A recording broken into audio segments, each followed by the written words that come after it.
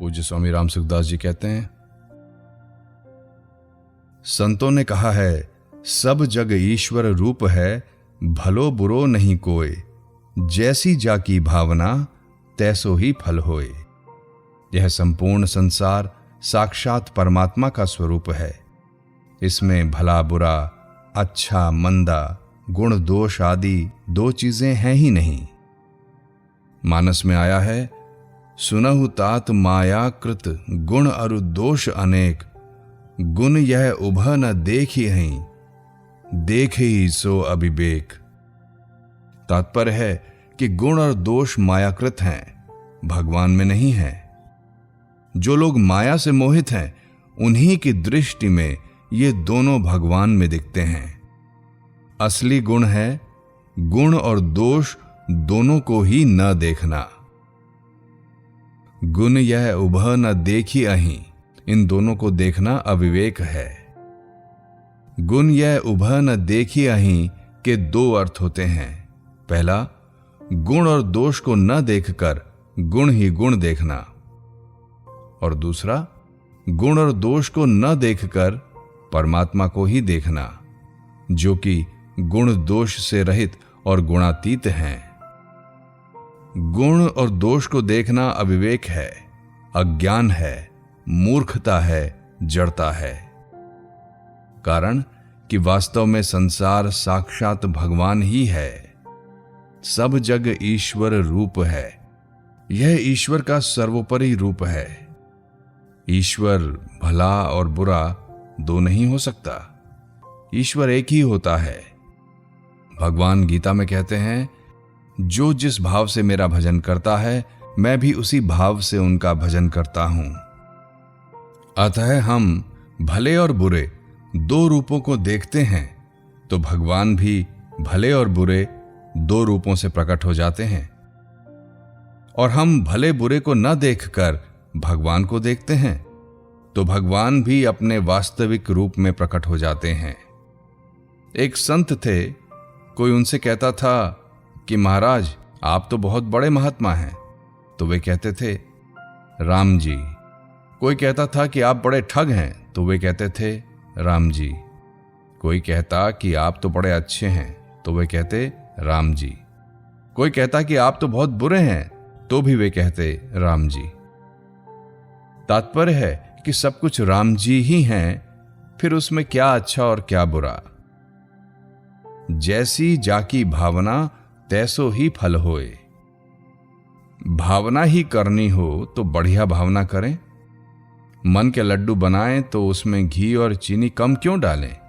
इसमें कौन सा खर्चा लगता है? इसलिए बढ़िया से बढ़िया भावना करनी चाहिए। वह बढ़िया से बढ़िया भावना है वासुदेवः सर्वम, अर्थात सब कुछ परमात्मा ही परमात्मा है। यह कोरी भावना ही नहीं है, बल्कि वास्तविकता है। इसको स्वीकार करने में न तो कोई परिश्रम करना पड़ता है और न अपने में कोई विशेष योग्यता लानी पड़ती है। फिर इसको मानने में क्या बाधा है? यह सरल से सरल और ऊंचे से ऊंचा साधन है। प्रश्न, संसार में कोई दुराचारी दिखे तो उसको भगवत स्वरूप कैसे माने? ऐसा मानना चाहिए कि वे भी भगवान ही हैं, पर अभी कलयुग की लीला कर रहे हैं। अभी कलयुग है, इसलिए वे युग के अनुसार लीला करते हैं।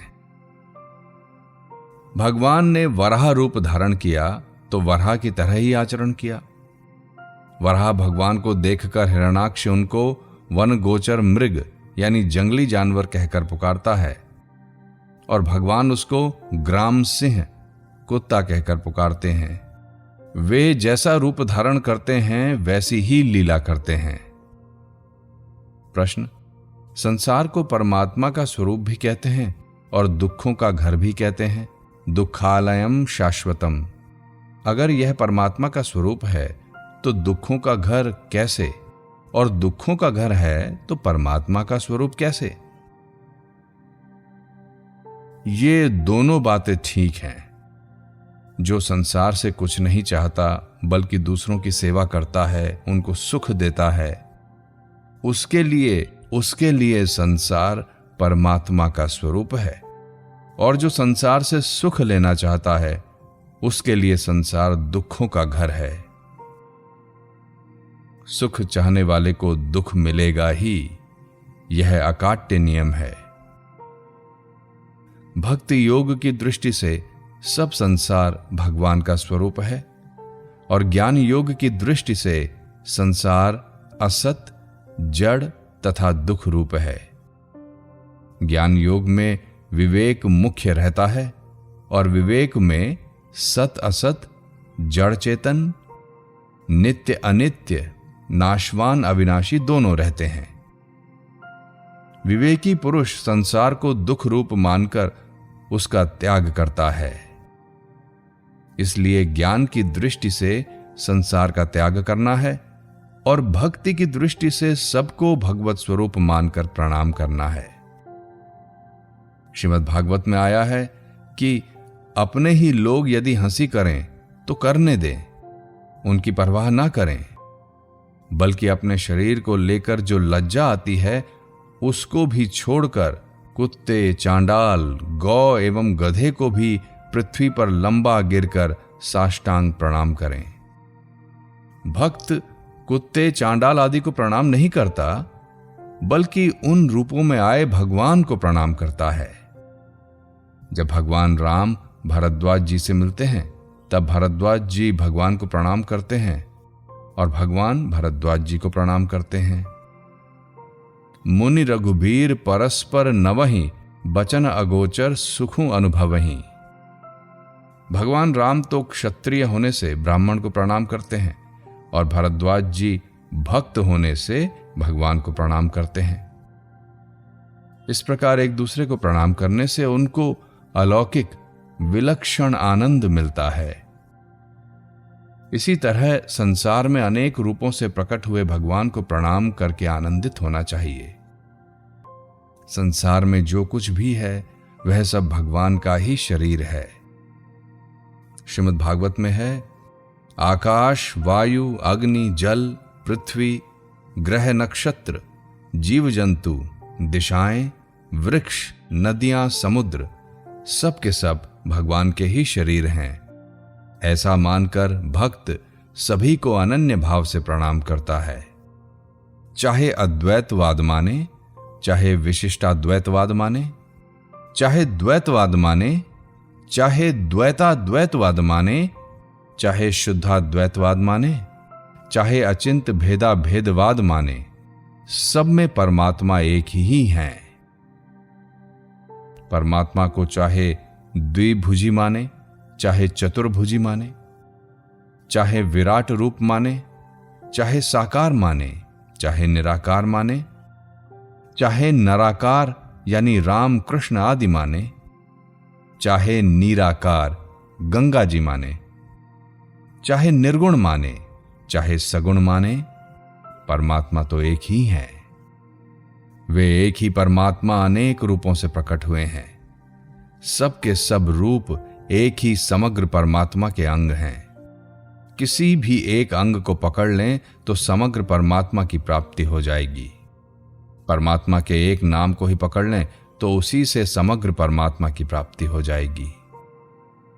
परमात्मा पूर्ण है, ऐसी कोई जगह नहीं है जहां परमात्मा न हो।